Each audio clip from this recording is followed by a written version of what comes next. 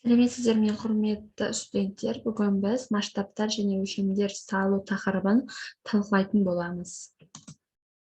Масштабтар мөлшеріне және орындалатын пішіміне байланысты сызылатын сызбаны үлкейтіп немесе кішірейтіп сызуға болады. Ол үшін стандарттағы сызбаларды орындаудың жалпы ережелері тобының екінші түрі масштабтарды қолданамыз. Нәрсенің сызбада сызылған өлшеміне және оның нақты қолданыстағы өлшеміне қатынасын масштаб дейді. Масштабтар стандарттардың белгілеуіне және қолдануына байланысты үлкейтілген, кішірейтілген және нақты болып үшке бөлінеді. Сызбада масштаб сөзі жазылмайды. Оның орнына масштаб сөзінің бас әрпі, яғни М ғана жазылады. Мемлекеттік стандарт бойынша белгіленген масштаб түрлері. Кішірейту масштабы М 1/2, 1/2,5, 1/4, 1/5, 1/10, 1/15, 1/20, 1/25, 1/40, 1/50, 1/75, 1/100, 1/200, 1/400, 1/500, 1/800, 1/1000 қатынастағы масштабтар. Үлкейту масштабы М 2/1, 2,5/1, 4/1, 5/1, 10/1, 20/1, 40/1, 50/1, 100/1 қатынастағы масштабтар. Нақты масштаб М, яғни 1/1 қатынаста қолданылады. Масштабтар барлық өндірістер мен құрылыс сызбаларын дайындағанда міндетті түрде қолданылады. Кей жағдайларда ірі өндірістерді жобалау кезінде мынандай масштабтар қолдануға болады. М 1/2000, 1/5000, 1/10000, 1/25000, 1/50000 қатынастағы масштабтар. Айтып кететін бір жайт, егер сызба пішімде бірдей масштабпен сызылған болса, онда масштаб белгісі негізгі жазу ішіндегі масштаб графасына жазылады. Егер сызбада пішімде әртүрлі масштабпен сызылған болса, онда масштаб белгісі әр сызбаның үстіне масштабын жазып қояды. Егер сызбада әртүрлі масштабтар болса, онда өзінің өлшемін миллиметр арқылы көрсетіп қояды. Кейде құрылыс сызбаларын орындағанда метрмен белгілеуге рұқсат етілген. Сызба өлшемдерді түсіру. Сызбада берілген нәрсені сызбасына қарай жасау үшін арнайы өлшемдер болу қажет. Ал өлшемдерді дұрыс қоюға арналған оларды түсіру ережелері мемлекеттік стандартта белгіленген. Сызбада белгіленген сызбаның өлшемдерін қою үшін алдымен сызбаның контурына шығару сызықтары сызамыз. Шығару сызығы нұсқамада стандарт бойынша 1-5 мм шығып тұруы керек. Бұл ұзындық 2-3 мм болғаны дұрыс. Осы шығару сызықтарына перпендикуляр болатын өлшем сызығын сызамыз. Нәрсенің күштілігіне байланысты өлшем сызықтарының бір немесе бірнеше параллель сызықтары болады. Стандарт бойынша өлшем сызықтарының аралары 6-10 мм болуы тиіс. Бірінші суретке назар аударамыз. Алайда бірінші өлшем сызығын контурдан 10 мм, ал келесі өлшем сызықтарын осы сызықтан 8 мм арақашықтықта болғаны дұрыс.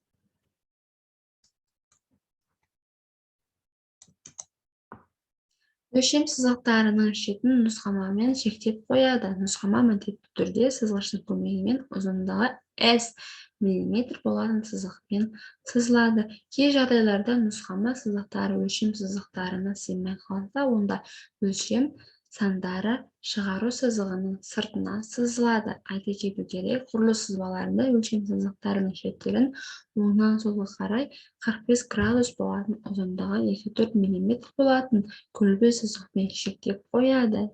Яғни үшінші суретте көрсетілген. Өлшем сызығының үстіне биіктігі 3,5 мм болатын өлшем санын сызып қояды.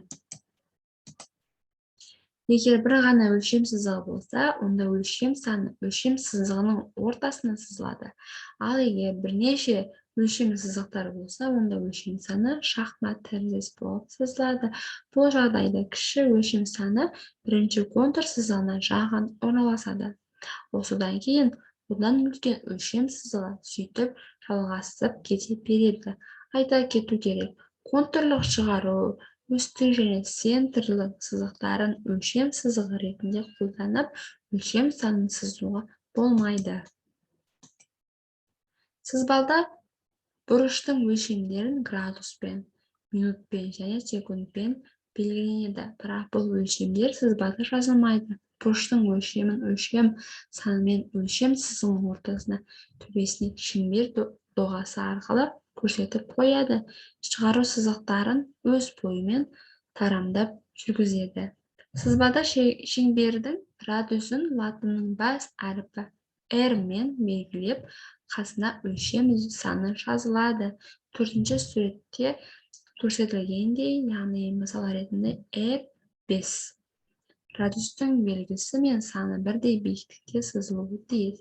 Сызбада радиус өлшем сызығы шеңбердің ортасынан басталады. Бұл сызық шеңбер доғасына дейін созылып, бір нұсқама сызығымен аяқталады. Шеңбердің диаметрі өлшем санының алдына V таңбасын қою арқылы көрсетіледі.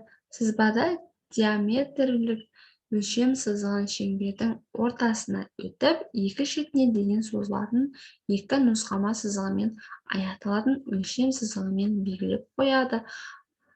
Диаметр белгісінде қиғаш сызықша биіктігі өлшем санының биіктігіне тең болуы тиіс. Шеңбердің радиусы мен диаметрінің көрсетілу мысалдары қарастырылған. Яғни 6-шы суретке назар аударамыз. Көріп тұрғандарыңыздай, сол жағы суреттегілер радиус 35 мысалдары көрсетілген. Ал оң жақ суреттегі шеңберлерде диаметрі 50 деген мысал көрсетілген. Олардың қалай орналасқандығы көрсетілген. Сызбада квадрат және квадратты мәтіндер өлшемнің шамасын көрсету үшін өлшем санының алдына Ш белгісі қойылады. Егер квадрат пен квадратты мәтіндер мәнімен берілген болса, онда квадрат белгісінен басқа квадраттың диагонал сызығымен көрсетіледі. Егер квадрат басқа жағдайда орналасса, онда квадрат белгісі көрсетілмейді. Керісінше, қабырғаларының өлшемдері көрсетіледі. Сызбада оның ішінде машина жасау мен құрылыс сызбасында конустық және еңістік сызықтары кездесіп отырады.